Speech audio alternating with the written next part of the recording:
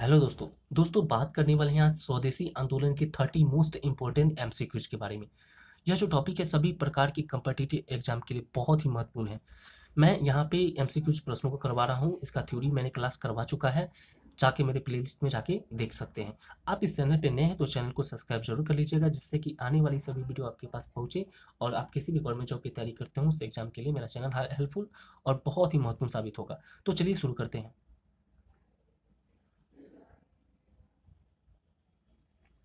जैसा कि दोस्तों देख रहे होंगे, प्रश्न संख्या 1। पहला जो प्रश्न है कि स्वदेशी आंदोलन कब प्रारंभ हुआ।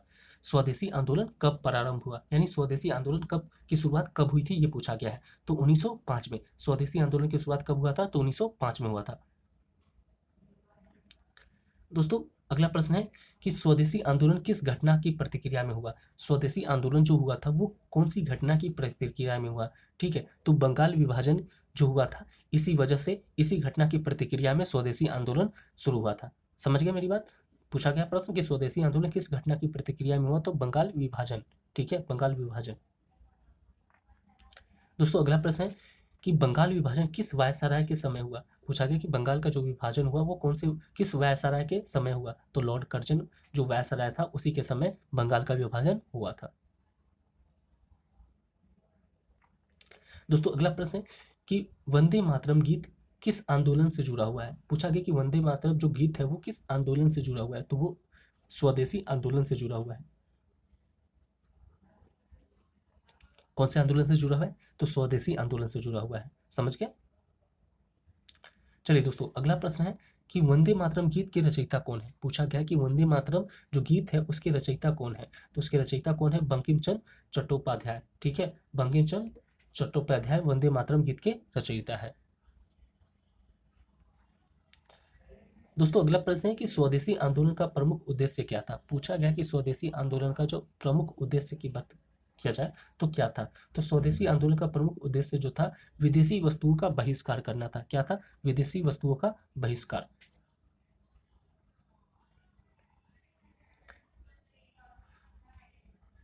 दोस्तों अगला प्रश्न है कि स्वदेशी आंदोलन के दौरान किस वस्त्र का प्रयोग प्रोत्साहित किया गया। पूछा गया कि स्वदेशी आंदोलन के दौरान किस वस्त्र का प्रयोग प्रोत्साहित किया गया, यानी कौन से वस्त्रों को प्रोत्साहित किया गया, तो खादी। कौन से वस्त्र को, खादी वस्त्र को प्रोत्साहित किया गया स्वदेशी आंदोलन के दौरान। मैं बहुत ही महत्वपूर्ण प्रश्नों को करवा रहा हूं, तो आप ध्यान से सभी प्रश्नों को देखते चलेंगे, समझते चलेंगे और सुनते चलेंगे। ठीक है, और लास्ट तक जरूर बने रहिएगा, ये आपके एग्जाम के लिए बहुत ही महत्वपूर्ण साबित होने वाला है। दोस्तों आठवां जो प्रश्न है, किसने स्वराज मेरा जन्मसिद्ध अधिकार है कहा था। किसने स्वराज मेरा जन्मसिद्ध अधिकार है कहा, तो किसने कहा था, बाल गंगाधर तिलक ने कहा था कि स्वराज मेरा जन्मसिद्ध अधिकार है। तो यह कथन किसका था, स्वराज मेरा जन्मसिद्ध अधिकार है, बाल गंगाधर तिलक का। अगला प्रश्न है कि स्वदेशी आंदोलन का आरंभ किस राज्य से हुआ। पूछा गया कि स्वदेशी आंदोलन का जो शुरुआत हुआ था वो किस राज्य से हुआ था, तो कौन से राज्य से हुआ था, बंगाल से हुआ था। दोस्तों अगला प्रश्न है कि स्वदेशी आंदोलन के समय भारतीय राष्ट्रीय कांग्रेस का अध्यक्ष कौन था। स्वदेशी आंदोलन के समय भारतीय राष्ट्रीय कांग्रेस का अध्यक्ष पूछा गया, तो भारतीय राष्ट्रीय कांग्रेस का अध्यक्ष कौन था, गोपाल कृष्ण गोखले। ठीक है, स्वदेशी आंदोलन के समय भारतीय राष्ट्रीय कांग्रेस के अध्यक्ष कौन थे, तो गोपाल कृष्ण गोखले। दोस्तों अगला प्रश्न है कि स्वदेशी आंदोलन का प्रभाव किस क्षेत्र में अधिक पड़ा। स्वदेशी आंदोलन का प्रभाव की बात किया गया किस क्षेत्र में अधिक पड़ा, तो कौन से क्षेत्र में, आर्थिक क्षेत्र में अधिक पड़ा था। स्वदेशी आंदोलन का जो प्रभाव था वो आर्थिक क्षेत्र में अधिक पड़ा था। अगला प्रश्न है दोस्तों कि स्वदेशी आंदोलन का दौरान किन उत्पादों का अधिक उपयोग बढ़ा। स्वदेशी आंदोलन के दौरान किन उत्पादों का उपयोग अधिक बढ़ा, तो स्वदेशी वस्त्र और साबुन का उपयोग ये अधिक बढ़ा था स्वदेशी आंदोलन के दौरान। प्रश्न है दोस्तों, किस आंदोलन ने भारतीय उद्योगों को प्रोत्साहन दिया। कौन से आंदोलन, तो स्वदेशी आंदोलन ने भारतीय उद्योगों को प्रोत्साहन दिया था। अगला प्रश्न है दोस्तों, स्वदेशी आंदोलन का मुख्य नारा क्या था। पूछा गया कि स्वदेशी आंदोलन का मुख्य नारा क्या था, तो स्वदेशी आंदोलन का मुख्य नारा था स्वदेशी अपनाओ और विदेशी हटाओ। क्या नारा था, स्वदेशी अपनाओ और विदेशी हटाओ। अगला प्रश्न है दोस्तों, किसने स्वदेशी जीवन का आधार कहा। किसने स्वदेशी जीवन का आधार है ये बात बोला था? किसने स्वदेशी जीवन का आधार है बोला? तो रविन्द्रनाथ टैगोर ने ये बात बोली थी।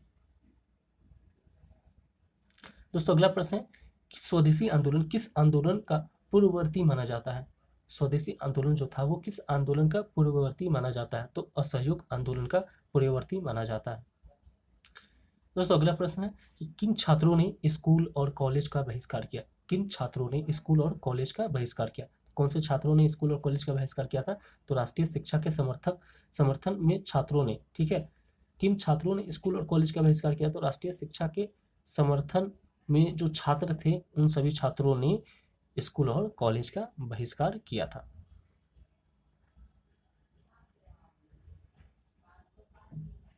चलिए दोस्तों अगला प्रश्न 18 नंबर प्रश्न में पूछा गया है कि रविन्द्रनाथ टैगोर ने किस आंदोलन के दौरान अपनी सर की उपाधि वापस की? पूछा गया कि रविन्द्रनाथ टैगोर ने किस आंदोलन के दौरान अपनी उनको जो सर की उपाधि प्राप्त थी वो वापस कर दी? तो वो जालियांवाला बाग हत्याकांड के बाद। कब? जालियांवाला बाग हत्याकांड के बाद, ठीक है। यानी स्वदेशी आंदोलन के प्रभाव काल में उन्होंने जो उनको जो सर की उपाधि मिली थी वो उस उपाधि को वापस कर दी। अगला प्रश्न है दोस्तों, आंदोलन के समय किस अखबार ने स्वदेशी का प्रचार किया? आंदोलन के समय किस अखबार ने स्वदेशी का प्रचार किया? तो केसरी आंदोलन, केसरी, ठीक है। आंदोलन के किस अखबार ने? तो कौन से अखबार का नाम था? केसरी। दोस्तों अगला प्रश्न है, स्वदेशी आंदोलन की प्रेरणा से कौन सी संस्था बनी? पूछा गया कि स्वदेशी आंदोलन की प्रेरणा से कौन सी संस्था बनी? तो कौन सी संस्था बनी? तो नेशनल एजुकेशन मूवमेंट, ठीक है। स्वदेशी आंदोलन की प्रेरणा से कौन सी संस्था बनी? नेशनल एजुकेशन मूवमेंट ये संस्था बनी। चलिए बात करते हैं दोस्तों अगले प्रश्न की। प्रश्न है आपका कि स्वदेशी आंदोलन को किसने हिंदू स्वराज का बीज कहा था? पूछा गया कि स्वदेशी आंदोलन को किसने हिंदू स्वराज का बीज कहा था? तो किसने कहा था? महात्मा गांधी ने, ठीक है। स्वदेशी आंदोलन को महात्मा गांधी ने ही हिंद स्वराज का बीज कहा था। चलिए दोस्तों अगला प्रश्न है कि बंगाल विभाजन किस दिन लागू किया गया? पूछा गया कि बंगाल विभाजन किस दिन लागू किया गया? तो बंगाल विभाजन किस दिन लागू किया गया? तो 16 अक्टूबर 1905 को। बंगाल विभाजन किस दिन लागू किया गया? 16 अक्टूबर 1905 को। दोस्तों अगले प्रश्न की बात करें तो प्रश्न आप देख रहे होंगे, प्रश्न है 1905 में आंदोलन के समय कांग्रेस का अधिवेशन कहाँ हुआ था? पूछा गया है 1905 में आंदोलन के समय कांग्रेस का अधिवेशन कहाँ हुआ था? कहाँ हुआ था? बनारस में। कहाँ हुआ था? बनारस में हुआ था। दोस्तों अगला प्रश्न है कि स्वदेशी आंदोलन में महिलाओं की भागीदारी किस रूप में हुई? स्वदेशी आंदोलन में महिलाओं की भागीदारी किस रूप में हुई? तो किस रूप में हुई थी? विदेशी वस्त्रों की होली जलाकर हुई थी, ठीक है। विदेशी वस्त्रों की होली जलाकर महिलाओं की भागीदारी हुई थी, ठीक है। पूछा गया, प्रश्न को समझिए फिर से। प्रश्न है कि स्वदेशी आंदोलन में महिलाओं की भागीदारी किस रूप में हुई? तो विदेशी वस्त्रों की होली जलाकर, ठीक है। चलिए दोस्तों अगला प्रश्न 25 नंबर, किन तीन नेताओं को लाल बाल पाल कहा गया? ठीक है, किन तीन नेताओं को लाल बाल पाल कहा गया? तो लाला लाजपत राय, बाल गंगाधर तिलक और बिपिन चंद्र पाल। लाल बाल पाल, लाल से लाला लाजपत राय हो गया, ठीक है। बाल से हो गया बाल गंगाधर तिलक और पाल से हो गया बिपिन चंद्र पाल। तो इन्हीं तीन नेताओं को लाल बाल पाल कहा जाता है। समझ गए मेरी बातें? ये भी प्रश्न पूछा जाता है। चलिए दोस्तों प्रश्न है कि बंगाल विभाजन का उद्देश्य क्या था? पूछा गया कि बंगाल विभाजन का उद्देश्य क्या था। तो बंगाल विभाजन का आखिर उद्देश्य क्या था इसके बारे में थोड़ा जान लेते हैं। तो बंगाल विभाजन का उद्देश्य था हिंदू मुस्लिम को अलग करना। यानी बंगाल का विभाजन जो किया गया था उसका मेन उद्देश्य यही था कि हिंदू और मुस्लिम एकता को तोड़ दिया जाए और दोनों को अलग कर दिया जाए।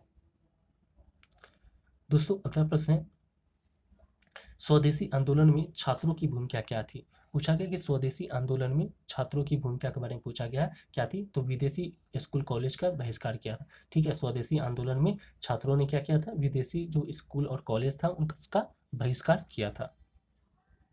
दोस्तों 28वां प्रश्न है, प्रश्न में पूछा गया कि आंदोलन को संगठित रूप किस संस्था ने दिया? पूछा गया कि आंदोलन, ये जो आंदोलन है इसको संगठित रूप किस संस्था ने दिया? तो कौन संस्था का नाम बताना है। कौन सी संस्था ने दिया था? तो भारतीय राष्ट्रीय कांग्रेस ने दिया था, ठीक है। आंदोलन को संगठित रूप किस संस्था ने दिया था? भारतीय राष्ट्रीय कांग्रेस ने दिया था। चलिए दोस्तों अगला प्रश्न है कि स्वदेशी आंदोलन में किस शहर का योगदान सर्वाधिक रहा? पूछा गया कि स्वदेशी आंदोलन में किस शहर का योगदान सर्वाधिक रहा। तो स्वदेशी आंदोलन जो था इसमें कौन से शहर का योगदान सबसे ज़्यादा रहा, इसके बारे में पूछा गया है। तो वो शहर था कोलकाता। ठीक है, कोलकाता शहर का योगदान सबसे ज़्यादा था। चलिए इस टॉपिक का लास्ट जो प्रश्न है दोस्तों, उस प्रश्न को देखते हैं जो 30वां प्रश्न है। किस वर्ष बंगाल विभाजन को रद्द कर दिया गया। किस वर्ष बंगाल विभाजन को रद्द कर दिया गया, उस वर्ष का नाम बताना है। तो 1911 में, 1911 में बंगाल विभाजन को रद्द कर दिया गया। ठीक है दोस्तों, तो इस प्रकार से मैंने ये टॉपिक को कंप्लीट करवाया, इस टॉपिक के ऑब्जेक्टिव प्रश्नों को। इसका मैं क्या बोलता हूँ, इसका जो थ्योरी क्लास है मैं करवा चुका हूँ, अब मैं ऑब्जेक्टिव एमसीक्यूज करवा रहा हूँ। ठीक है, इसी प्रकार से हर एक टॉपिक को मैं थ्योरी पहले करवाता हूँ, उसके बाद उसका एमसीक्यूज को करवाता हूँ। ठीक है, जिससे कि आप किसी भी गवर्नमेंट जॉब की तैयारी करते हो, सभी गवर्नमेंट जॉब के एग्जाम की तैयारी करने में आपके लिए ये सब चीज़ें आपको फ़ायदेमंद हो, और मैं वही चीज़ों को करवाता हूँ जो आपके एग्जाम के लिए महत्वपूर्ण है। ठीक है, तो दोस्तों चलिए मिलते हैं अगली वीडियो में, तब तक के लिए धन्यवाद।